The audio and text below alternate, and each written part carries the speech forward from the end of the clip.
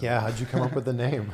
So it's funny, the name, it was never supposed to be this like royalty come out on a throne kind of thing, and it kind of still isn't. You know what I mean? I would say I'm a little bit more of a rock and roll, kind of guy, but. I mean, look at what you're wearing.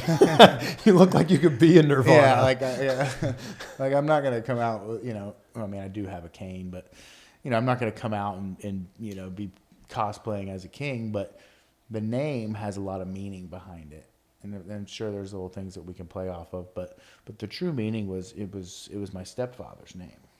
It was my little sister's last name, and the first name is my older sister's name. So my older sister, Alexis, was actually an indie wrestler on the scene. She was going by the name Sexy Lexi Pillman.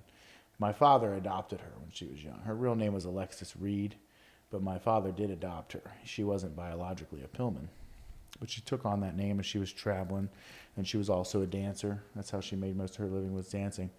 And she passed away in a tragic car accident, so I wanted to honor her. She died when I was about 15.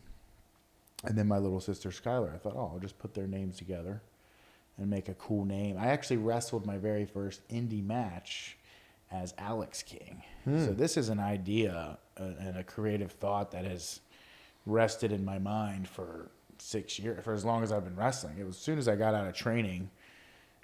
It's funny, Lance Storm, my trainer, he was like, I don't know about you using the name Pillman. It's a lot of pressure, and maybe you should throw on a mask and go by, some gimmick name for a while. And I'm thinking, shit, I ain't wearing a mask. You're hiding this face? This is all I got going. Yeah, this is all I got going for me. You know what I mean? I can't do a bunch of flippy doos and cartwheels, so I got to show my face. Flippy doos. And I was like, well, maybe no one will know who I am. I'll just use a fake name. No one will know who you are. You look just like the man. I know.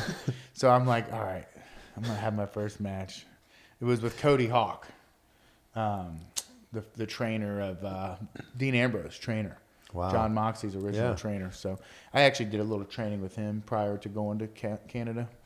Got a little head start with him and Rip Rogers and OVW before I did my initial training. But yeah, I was like, what can I do? So I was like, all right, I'll go by the name Alex King, and I came out to Pretty Handsome Awkward by The Used. And I came out and I was Alex King. I had my leather vest on.